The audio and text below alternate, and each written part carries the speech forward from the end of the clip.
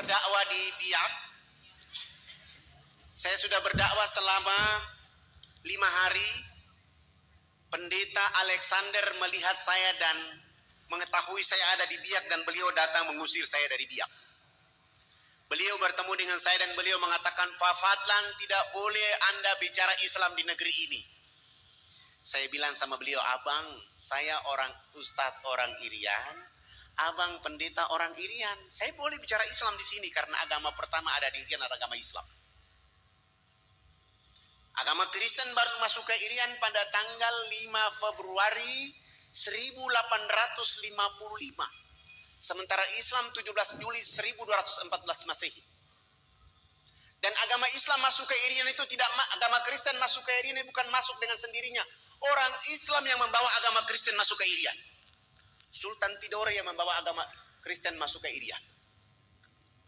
Maka saya berhak bicara agama Islam di sini. Beliau mengatakan, tidak boleh Anda bicara Islam di sini. Kalau Anda bicara Islam di sini, saya dengan masyarakat Kristen akan mengancam kalian. Saya bilang, Pak Pendeta, alasan apa saya tidak boleh bicara agama Kristen di Irian, agama Islam di Irian? Beliau mengatakan kepada saya bahwa, Pak Fadlan, Anda tidak boleh bicara agama Islam di Irian karena Irian sudah dibeli oleh Yesus Kristus. Oh, Pak Pendeta, kalau Irian sudah dibeli oleh Yesus Kristus, mana kwitansi dari Yesus?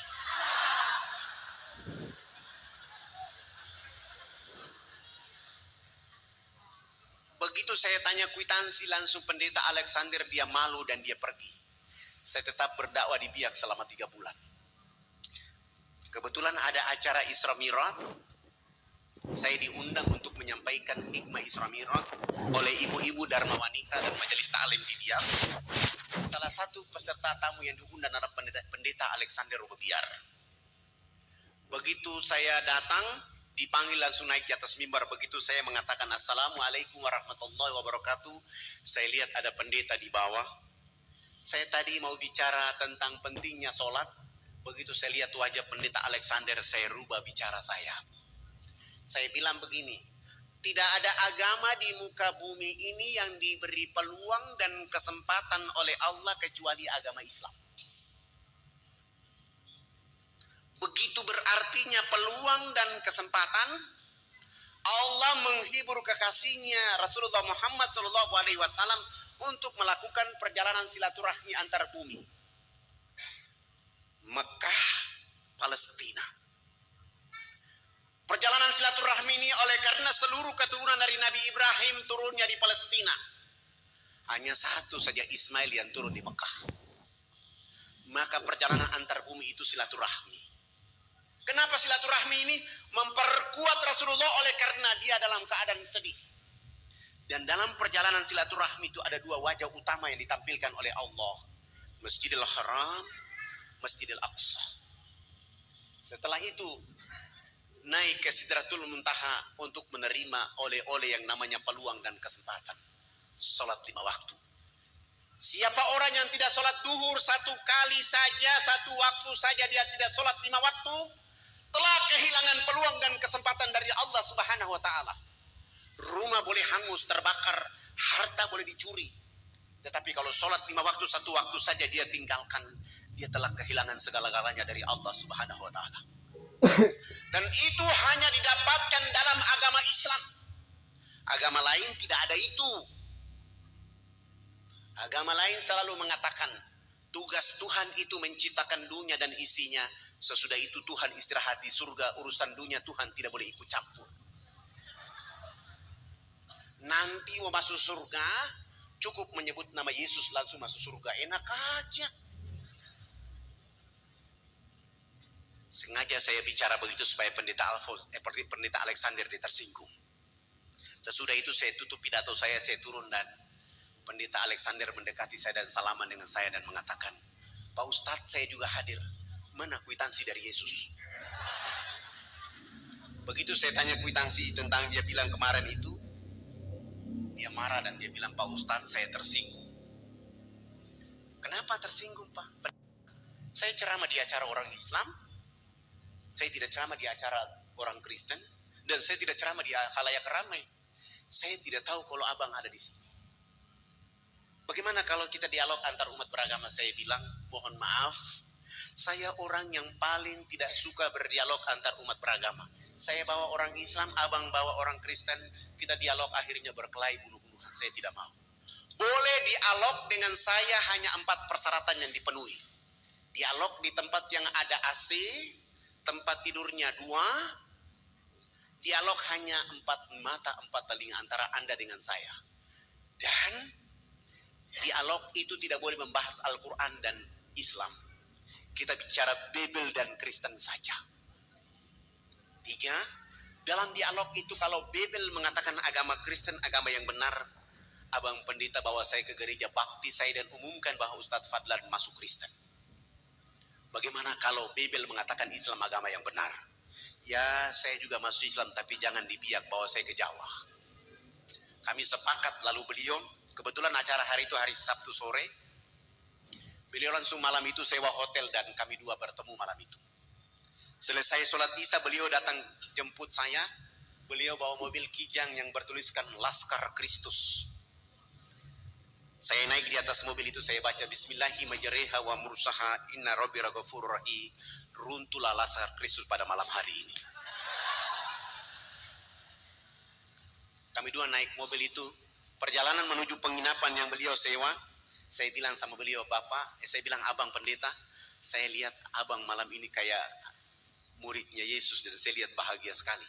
Beliau marah-marah, tidak usah kita bicara di sini, kita bicara di tempat yang saya sudah bayar. Oh, emosinya mulai naik dan sengaja saya mempermainkan emosinya dia.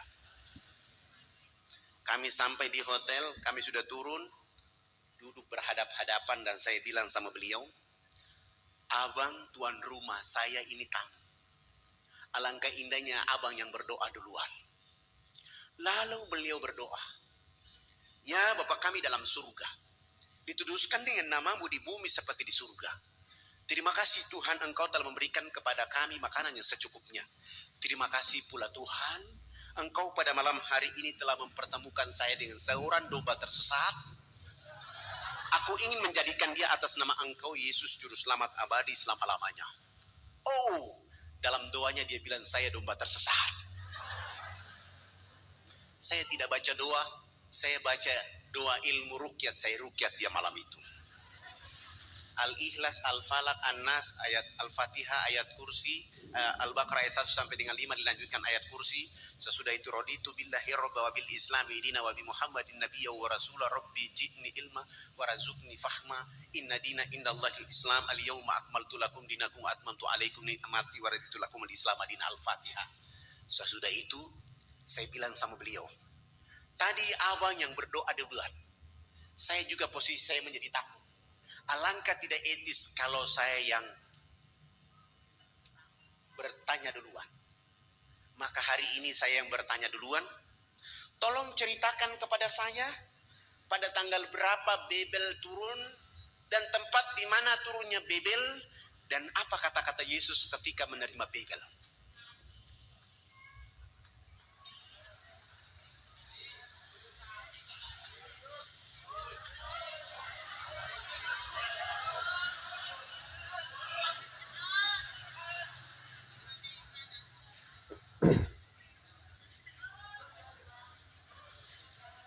Iya, masih ada berapa menit? Waktu kita sampai jam 8.30. Alhamdulillah, saya rukyat selesai, mulai berdoa dan beliau mulai membuka Babel, Paulus, Matius, Yesaya, Markus. Dia tidak menemukan ayat itu dan saya bilang sama beliau, coba bantu saya lihat Yesaya 12 ayat 29. Di situ ada informasi, beliau baca, saya bilang itu kan kitab suci abang, silakan baca, saya ingin mendengar. Akan datang seorang nabi, diajarkan kitab kepadanya dengan kata-kata baca, nabi itu mengatakan aku tidak dapat membacanya. Ayat ini sekarang tinggal nomor ayat, isi ayat tidak ada. Cetakan terakhir saya periksa tidak ada isi ayatnya. Supaya abang lebih kuat, tolong lihat Matius 7 ayat 21-23. Yesus akan mengusir orang-orang yang menyebutnya Tuhan. Terbitan baru merubah. Yesus menolak disebut guru yang baik. Begitu beliau baca, beliau bilang, saya bilang sama beliau, bagaimana? Beliau bilang sama saya, Pak Ustadz, ayat ini salah cetak ini. Bagaimana mungkin salah cetak, yang mencetaknya adalah doktor? Kalau mereka salah cetak berarti Allah menutup hati mereka, menutup mata mereka. Karena Injil 62 sampai hari ini nama ini masih ada. Akhirnya kami tidur. Beliau bilang, udah Pak Ustadz, kita mengantuk dan sebaiknya sudah jam 2 malam. Akhirnya kami tidur, saya masuk kamar mandi dulu. Setelah itu saya baca doa dan tidur. Ternyata beliau belum tidur. Beliau masih menggunakan satu ilmu untuk menghantam saya, namanya hipnotis.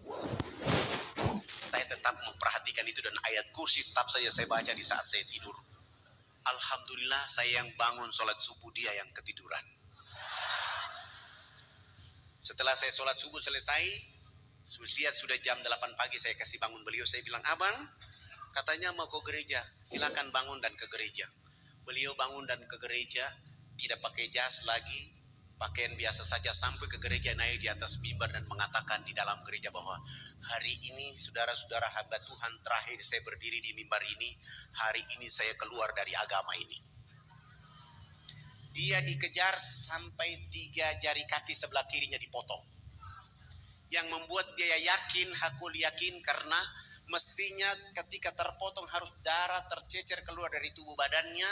Ternyata satu tetes pun tidak keluar. Dia lari sampai ke kamar hotel itu, baru darah keluar. Akhirnya beliau bilang, selamatkan keluarga saya, selamatkan saya karena saya mau masuk Islam. Subhanallah. Saya telepon teman-teman dokter muslim menyelamatkan dia, dan kami lari dari Jayapura dari Biak ke Jayapura, Jayapura terbang ke Makassar, langsung ke Jakarta, dan beliau masuk Islam di Islamic Village di Tangerang di depan ayahanda Yunan Nasution. Sesudah itu disuruh ke Mesir belajar Islam selama 6 tahun di Mesir. Kembali ke Indonesia menjemput istrinya menunaikan rukun Islam yang kelima.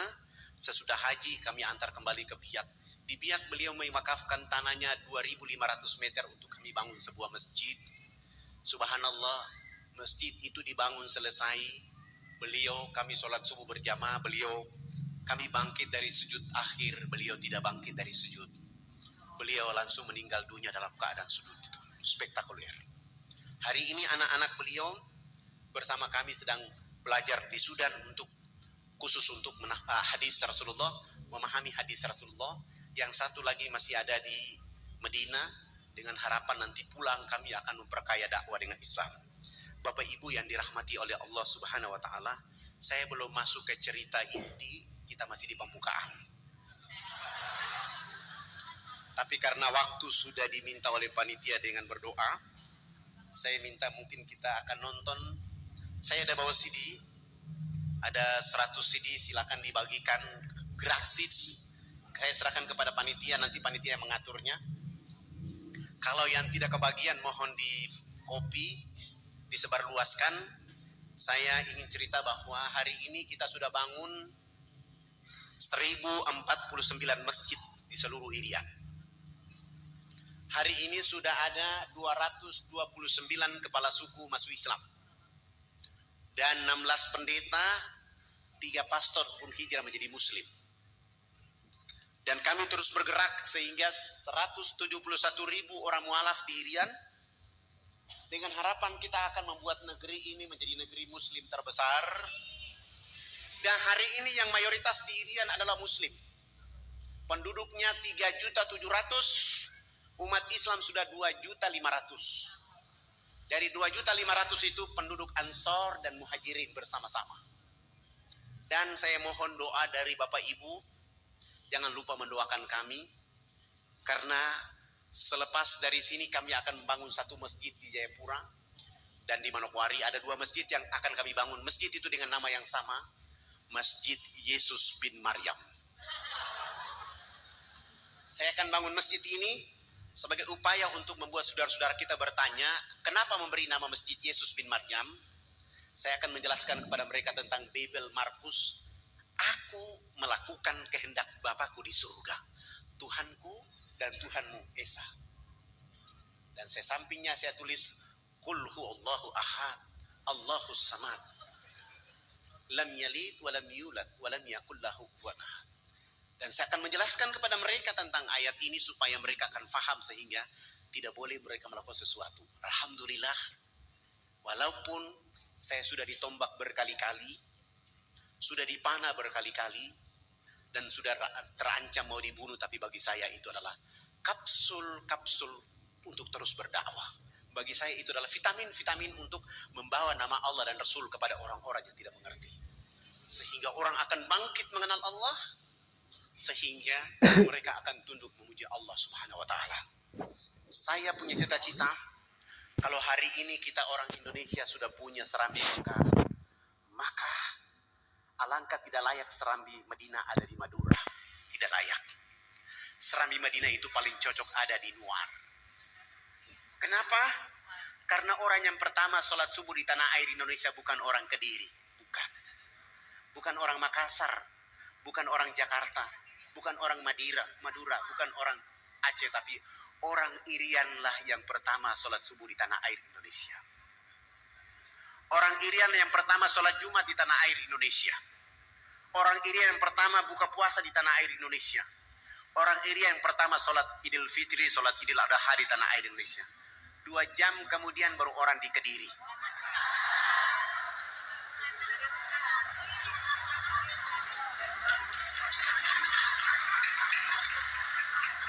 Artinya benar maksud para pejuang Republik ini. Indonesia dimulai dengan huruf alif, ditutup dengan huruf ain. Iman dan ilmu. Maksudnya adalah orang Irian itu dengan iman, dengan ilmu, rambutnya keriting, badannya hitam kelim, tetapi dia yang mengatakan awal menjemput fajar. Allahu Akbar, Allahu Akbar. As-salatu khairum minan naum. Walaupun Mekah dan Madinah di situ tempat turunnya Nabi dan Rasul, tapi dia 8 jam kemudian. Walaupun Rasulullah mendakwakan Islam di sana, tapi keberkahan itu diawali dari Republik Indonesia. Dari saudaranya yang rambut keriting hitam kelim, sesudah itu baru yang lain. Artinya Islam begitu spektakuler buat penduduk bumi. Begitulah kemuliaan dakwanya Rasulullah. Begitulah kehebatan agama Islam. Tidak membedah-bedahkan yang keriting dan lurus, suku dan ras. Tapi mereka bersama-sama diterkam dengan ayat-ayat Allah sehingga mereka menjadi cerdas, mereka menjadi mulia. Keriting bukan jadi persoalan, hitam keling bukan jadi persoalan, tetapi cahaya-cahaya Quran dan Islam membuat mereka menjadi satu. Maka benar kata Allah dalam firman-Nya kepada kita, ya ayuhan nas, inna khalaqnakum min dzakari wa untha wa ja'alnakum syu'uban wa aqbaila lita'arafu inna akramakum indallahi atqakum. Hai manusia, sesungguhnya kami menciptakan kamu dari seorang laki-laki dan perempuan, menjadikan kamu berbangsa-bangsa, bersuku-suku, supaya kamu saling kenal mengenal. Yang membuat perbedaan di antara kalian adalah takwa kepada Allah Subhanahu wa Ta'ala. Takwa tidak hanya milik kepada orang hitam keriting, tapi milik semua apabila keimanan itu dekat dengan mereka. Demikian itu yang bisa disampaikan. Perlu kita memutar CD? Oke, sudah tidak bisa, tidak ada waktunya. Mungkin nanti sudah ada CD-nya bisa diputar. Untuk itu saya mengajak kita, mari kita sama-sama memohon ampun kepada Allah Subhanahu wa Ta'ala, menghadirkan jiwa raga kita memuji Allah Subhanahu wa Ta'ala, bersalawat kepada Rasulullah Muhammad sallallahu alaihi wasallam dengan satu harapan, tempat ini, majelis ini menjadi telaga-telaga perbaikan jiwa raga kita, telaga-telaga untuk membuat kita sepanjang hari, setiap minggu, setiap pekan kita mampu menyelam ke dalam telaga ini untuk bertemu Allah dan Rasul-Nya, dan menjadikan Kediri menjadi kiprah timbulnya dakwah terbaik. Ulama-ulama dan para mubalik-mubaliknya tampil untuk mengantarkan kalimat hak kepada seluruh penduduk yang ada di tanah air yang kita cintai. Marilah kita sama-sama baca Al-Fatihah. Semoga Al-Fatihah ini membuat kita menjadi mulia di hadapan Allah. Al-Fatihah.